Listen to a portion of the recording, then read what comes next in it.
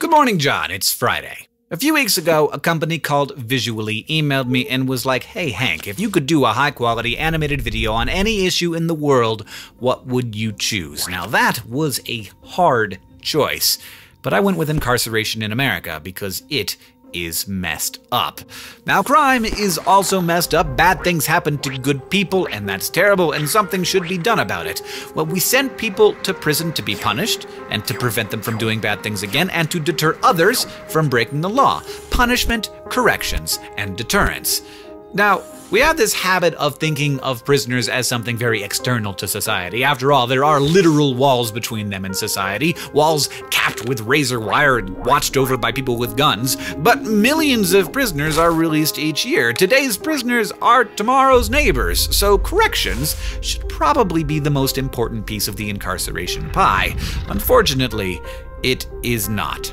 We are, however, really good at punishment.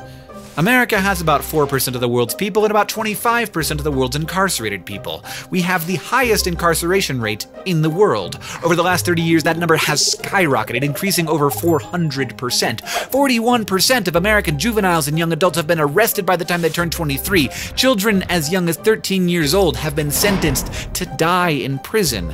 And our prisons violate international standards. Solitary confinement increases instability and violence in inmates and is considered by international law to be torture.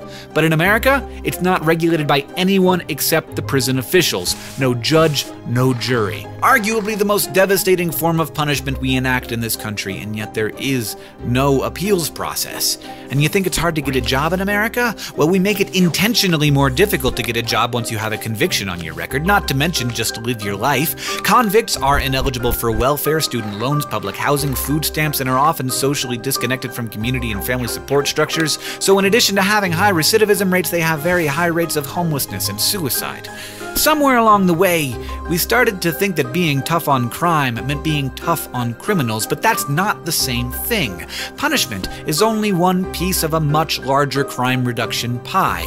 And it's an expensive one, with some institutions paying more than $100,000 per year per prisoner.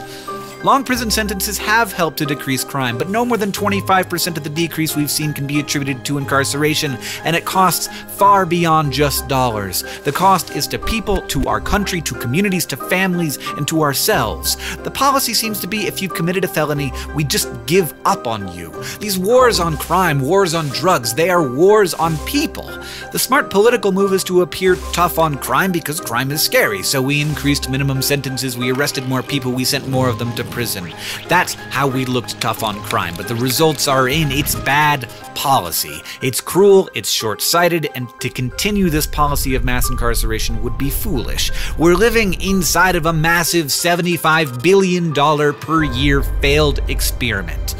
2010 was the first year in nearly 40 years that the number of incarcerated individuals in America did not increase. Policymakers are beginning to realize the magnitude of this failure, but there is a long way to go. John, I'll see you on Tuesday.